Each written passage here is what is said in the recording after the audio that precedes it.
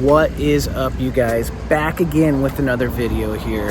You know, it's been a minute since I've made a video, uploaded a Lando Land adventure with you. I think it was December the last time I did it. But hey, we are back again and we're at it again. But this time, we're going there. That is the Oregon Municipal Elevator. There's a lot of history behind it, so let's go check it out.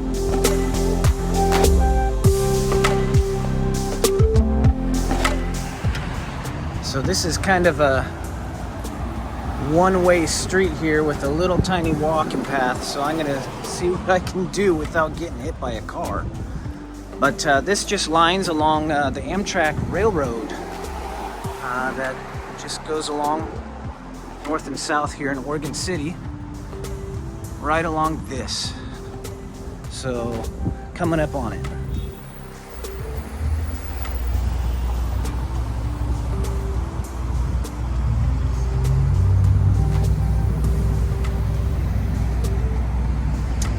So here she is in all of her glory.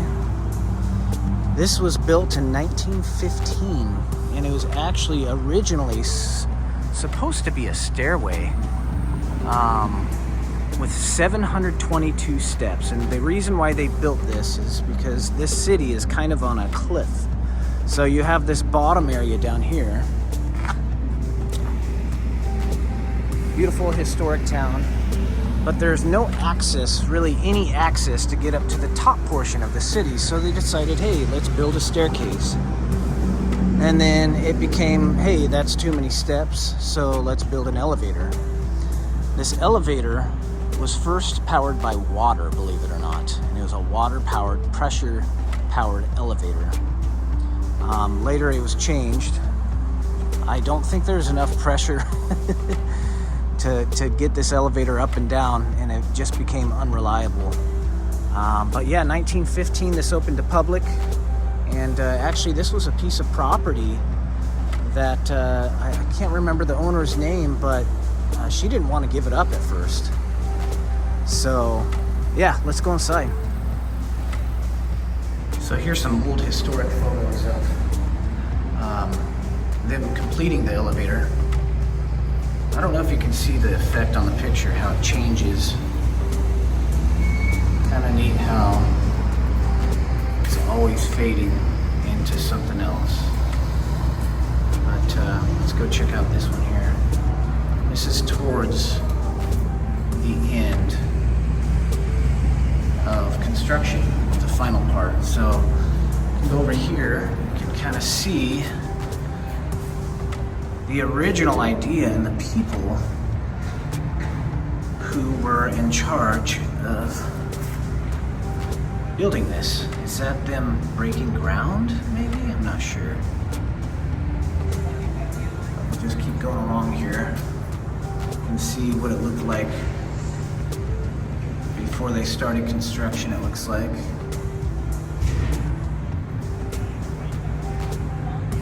Kind of neat, huh? Moving right along here.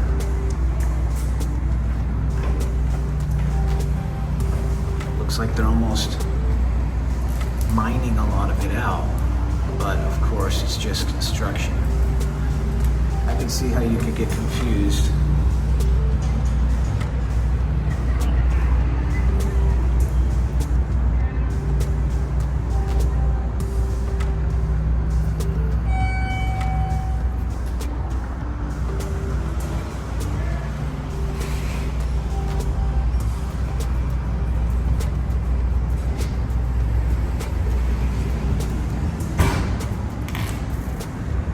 Oh, now this is interesting. Look at them climbing on these steel, what are these, steel beams to hold the foundation in place? I mean, how high did these guys have to climb? I know that this elevator, I think it's 130 feet tall. And to this day, it's still used by thousands of people. I think in the summer, I was reading somewhere around 1,300 people a day can come through this elevator here.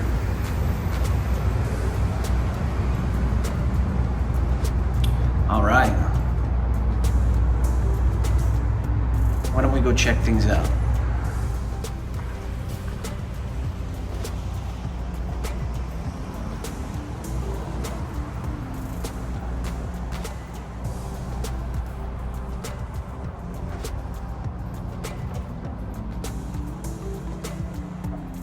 Alright, so we press the button here.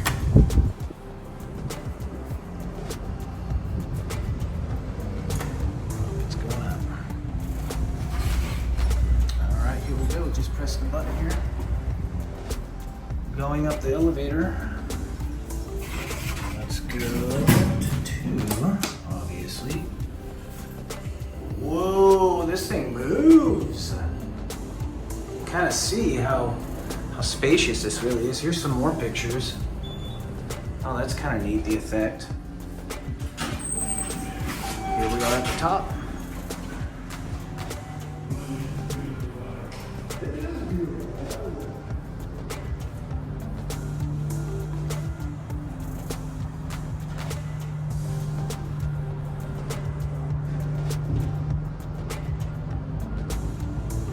Really pretty view of Oregon City here.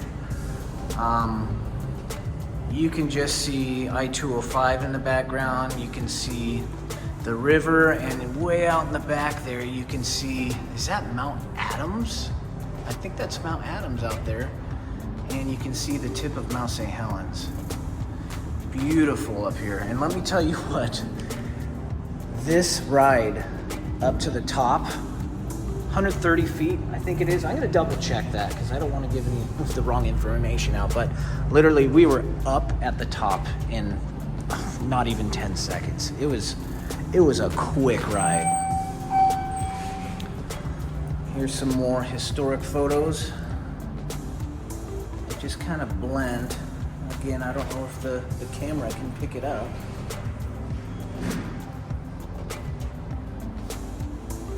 Here's some, it's just more photos of Oregon City. Interesting, okay. 1899. First eventually constructed in 1913 on the west side of the railroad tracks. The original tower had a high-level unprotected footbridge crossing above the railroad tracks. The first elevator was powered by water and consumed 200,000 gallons per day. 1924, power was utilized. The present tower has a total height of 130 feet, and travel between levels is 90 feet. Wow, that's incredible. You're actually standing on a vertical street, the only one that's in North America. So when you're like coming from the bridge, all you're gonna do is you go in the tunnel and up, it's straight up. What goes up must come down. Yeah, that's it. And is it true that they built this because it was kind of a separation of the city, the downtown down, of course, down below us, and then up top here there was more of the town, and it was just too much of a chore to go around, to walk around and go up the hill. So yeah, that's the purpose of building this elevator. Yeah, for the residents to get back and forth to work and everything like that instead of walking all the trails and stuff. Got it. Wow. Yeah, that's incredible. And this is the only one of these in America, yes, correct? Wow. So neat. Well, thanks for talking with us. No problem. So here's some more history about Oregon City and the elevator history. Of course, we talked about some of it, but here's a little more detail for you. After 3 years of discussions and refinements, the original elevator was built in 1915 at a cost of $12,000. You know, how much would it be to build something like this today? I mean, it's crazy. The elevator was made of wood and steel and was powered by water, as we talked about earlier. It took 3 minutes to ascend from the top of the bluff to the bottom. Water power was selected because it was cheaper than electricity at the time. By 1924, hydraulic power was replaced by electrical motors, and the ride was about 30 seconds. Okay, so I know I said 10 seconds before, but it just felt like that. Just the amount of distance you traveled in a short amount of time. In a building going up 130 feet, I think it would be a little bit slower of a ride. So Really incredible views up here, like I was talking about before, though. You can see up here, here's some LED lights. I think a few years ago, or pretty recent, I'm not sure, they had it was a New Year's Eve party up here. I don't know if there was music or anything like that, but how interesting would it be to have LEDs and flashing lights and music in a elevator space, a tower. I guess it'd be kind of fun. I could see how fun that would be. So we are walking along it looks like a courtyard in a way. Just something that is here to complement this structure that they built. You know, the more and more I think about it, it's just incredible that they decided to do this. I mean, they really didn't have to. Nowadays, I just can't picture them doing something like that. I mean, unless you're at Disney World or something like that, I could see them being like, hey, let's build a tower elevator to the top. But not in a city.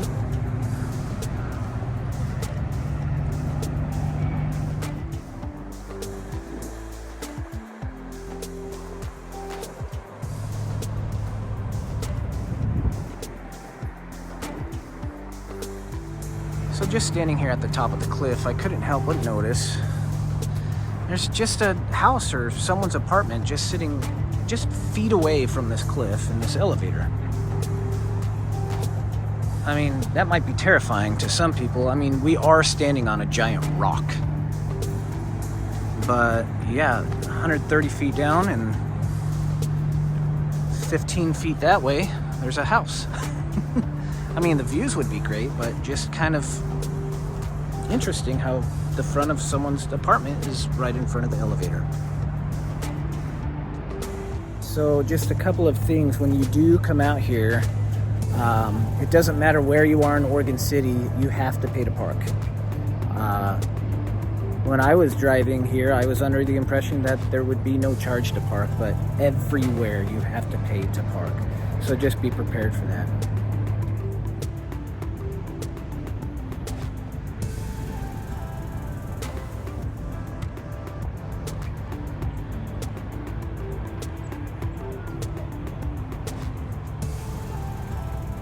Here's a fun, interesting plot talking about these two. They're volunteers, Keith and Lilla Kelly. They were just responsible for coming up here, keeping the grounds nice and preserving its history. As you can see, it says every morning during their walk, the two headed down the hill to survey the park and its condition. With their tools, a can of solvent for graffiti, which sadly happens, and a whole lot of ambition.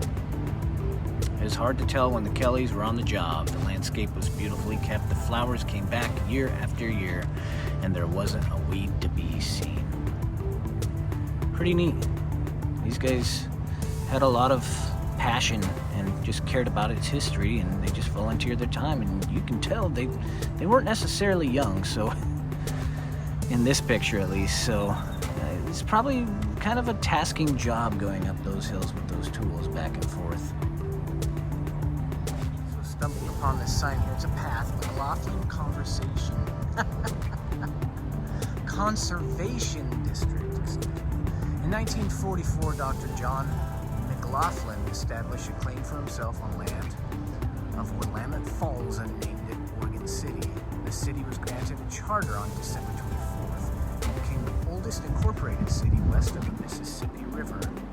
This district created in 1982 encompasses all the original 121 blocks of the Platte. Many of the homes of these pioneers and civic leaders still stand in the neighborhood. Wow, that's cool. So let's go walk down. This is a very historic path. You can tell, just look at the condition of these poles here. And I mean, again, we're right on the edge. That's 10 feet away and you're a dead man. Don't walk your dog down there. Oh, I thought it was funny too. It says alcohol drinking is prohibited. and I could imagine why it would be. But I'm assuming these are the houses that it was being talked about in that plaque down there, the Pioneer houses. You know, some of these probably aren't, but just the look of, you know, the age of some of these houses, you know, I could believe it.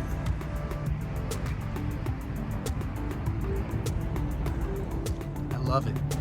Elevator staff parking only. Yes, as you saw, they do have a staff for this elevator. At first I thought it might have been a volunteer basis, but looks like they do have a staff. City funded, I'm sure.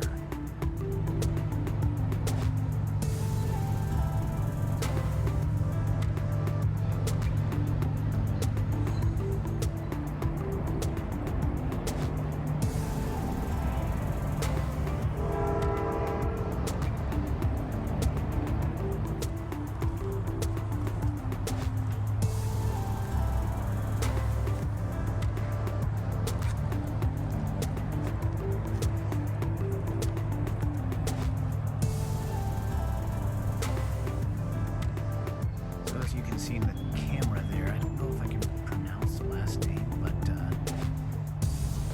1881 C.D. Latteray house, a Queen Anne style house. So really interesting walking up top in the second part of the city, I guess you could call it. The whole purpose why they built the elevator.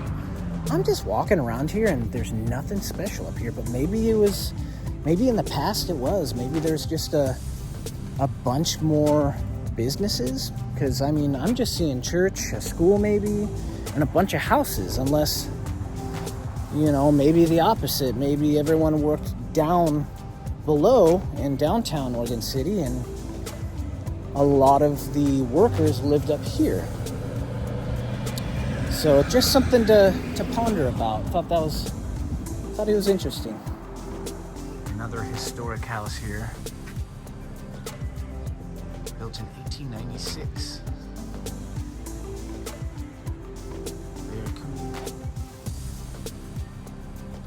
You know, this is a fun reminder to just get out and go explore. You don't know what's around your town until you get out and go look. You would have never known this unless you saw it off the freeway.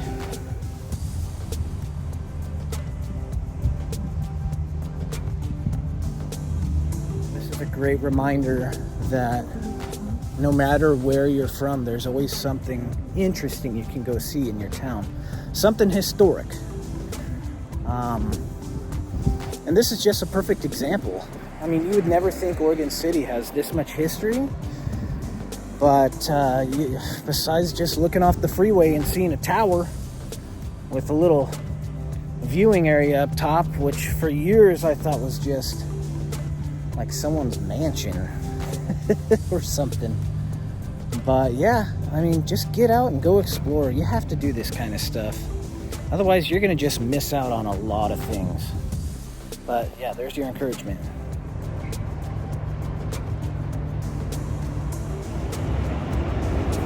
There goes the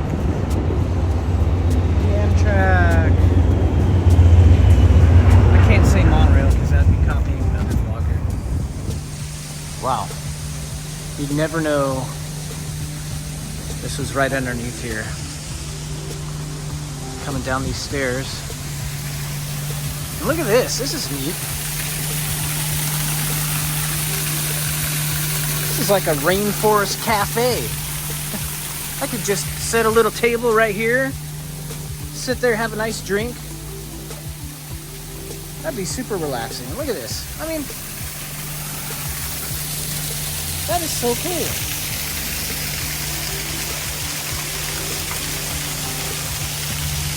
Theme parks, they pay to build replicas like this, and this is just natural. Neat. Wow, super neat. Let's go check it out. Looks like there's a little creek and Maybe there's a waterfall that goes over the edge, I don't know.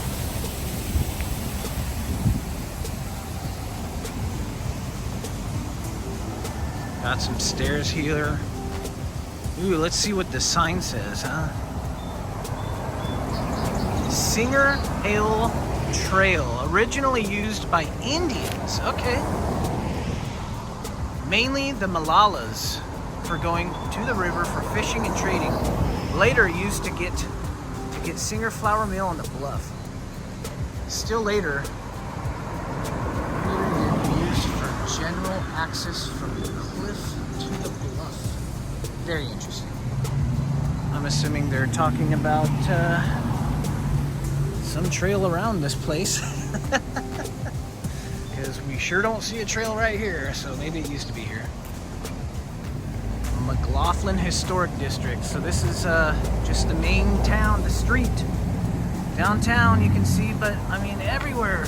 I don't know how many chiropractics I've seen just in this small little area. It's amazing. I mean, do people hurt their back a lot around this town or something? I mean, I could see those two volunteers that had to carry their tools up and down this hill every day. Especially that guy right there, huh? Maybe him. But I just can't imagine that. You know, I just can't get over how peaceful that is. How neat it looks, even though it's probably city runoff. But, I mean, still.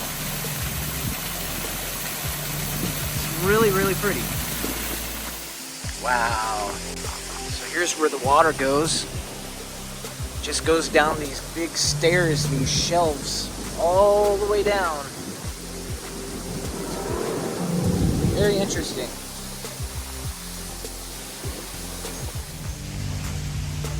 Going into the dungeon. No, we're just actually under the street. You can just walk right under this to the top and go to downtown. Part of that trail, that's nice. No crosswalk you have to worry about or anything like that. Just go straight under there and boom, you're downtown. Another historic house.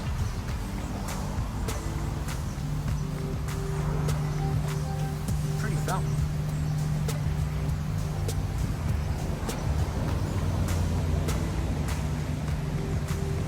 So coming down this path here, which, you know, of course we saw the waterfall, but I had no clue that this went all the way down. This is what they're talking about, I'm assuming, the trail that goes all the way down to the bottom. Of course it's been, it was dirt when it was first made, but kind of interesting. You want to go on a nice hike and get some exercise, you can either not exercise and take the elevator, or you can just hike up these stairs. It doesn't seem like it would be a tasking hard hike, but I mean, I could see why you do it. If you're thirsty, this is a refresh station for you. Right at the top of this hill. You know, that long hike, you might want it, I guess, right? The Fountain of Youth right at top.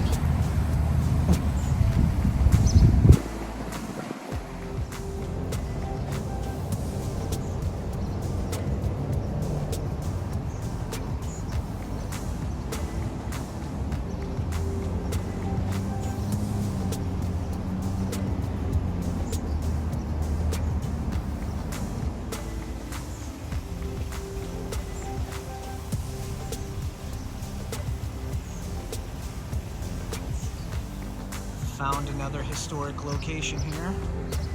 This is the McLaughlin house. And they even have tours next door. Interesting, maybe I'll check that out. But this is actually a Fort Vancouver National Historic Site. You'd never think that. But it actually is, because it is the McLaughlin house. Here's some fun historic information down here on this plaque.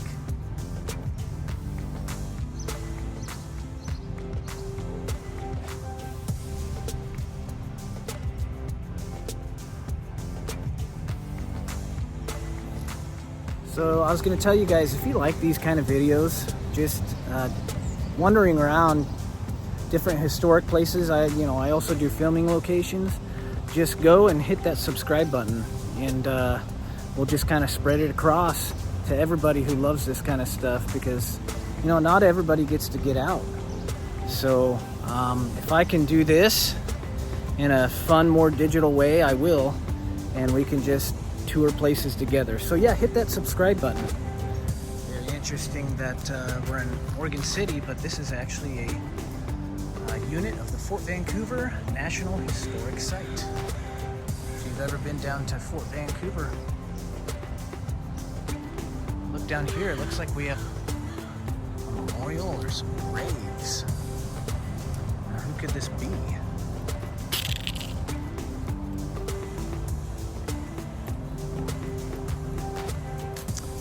It is the grave of Dr. John McLaughlin. Wow. I'm not sure if he was buried here or if this is a memorial. I wouldn't want to be wrong, but it looks like a grave, like his tomb. Buried here right up on top of the hill.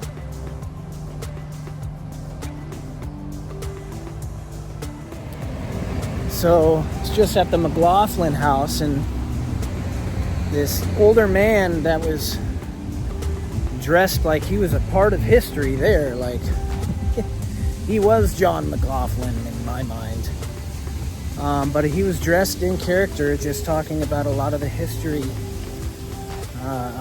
in the house and around this area, and how this has ties to Vancouver, Washington.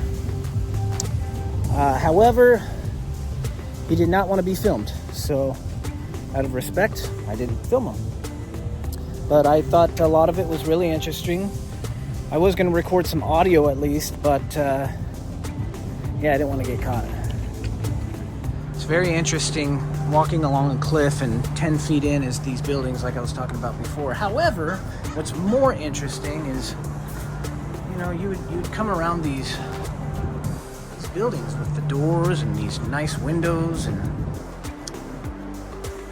you know, you'd think this would be a, you know, like fun little stores, you know, with some souvenirs or something like that. But no, it's like chiropractors and law firms and just right along here. I'm wondering if its original intention was to be something more touristy, because I could see that here. I could even see right out here just coffee tables and people just sitting out having coffee. But no, just businesses. I mean, I won't complain though. If I had a desk right out in the window there, I could just look out and see everything. It'd be worth your 8 hours a day. It's your brick at the top of the elevator. This is your chance to stake out your claim at the top of the elevator in Oregon City.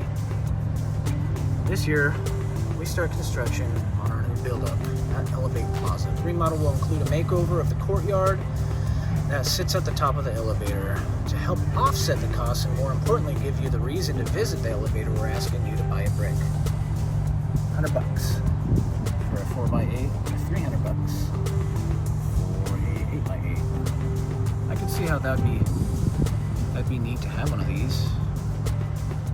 You know, they're gonna, assuming just right here, just all in this entrance area, they're gonna rip all this up. You could have your brick set right there. Every time you come up here, you could be like, who's that? Neat. You know, this sounds crazy, and I'm sure a lot of people would totally vote no. And they would hate this, absolutely hate this idea. But how cool would it be if I was like a major developer, and of course, you know, this is a historic site and all, and there's a lot of people who like to come here and read about the history and see the pretty views and everything. But what if, think about this, you made a really classy bar up there. Not like a pub or anything like that, but maybe you could serve some food, like soft menu food, not like super ritzy stuff, but you have a whole bar table that just goes along the whole side there, along the whole panorama of the building, and you can just sit on stools, order your favorite brew. I mean, Portland is known for its great beer. If it's not beer, it could be coffee, and you could just ride the elevator up, get yourself a cup of coffee. If it's 5, 6, 7, who knows how late at night. I mean, we already got those LEDs that we were talking about earlier in there. You could totally set that up as just a lounge where people can come enjoy and have a drink and just look at the views. But yeah, just thinking about that. That'd be fun. All right, walking back along here. The little courtyards up here that we passed. We're gonna go back down the elevator. It's kind of been a fun adventure learning about the history of this particular part of town and how it has ties to my hometown, Vancouver. Never knew that. But I could see how this could be a day or, I don't know, an afternoon trip. If you like those sort of tours, you could always go on that and they'll give you tours around the house. I just didn't have the time. So yeah, let's head back down the elevator.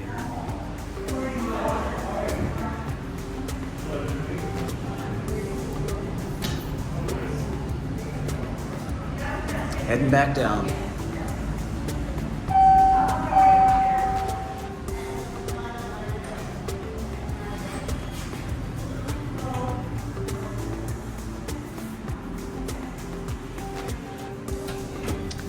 You know, I'm not sure if I even have to press buttons. Ooh, here we go. This thing's kind of quick. Elevator made by Otis.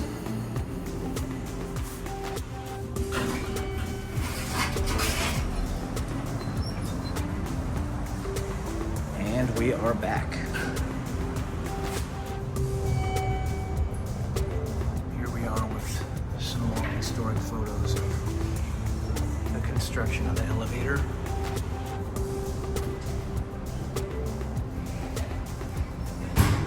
There's that unprotected walking bridge that was talked about earlier.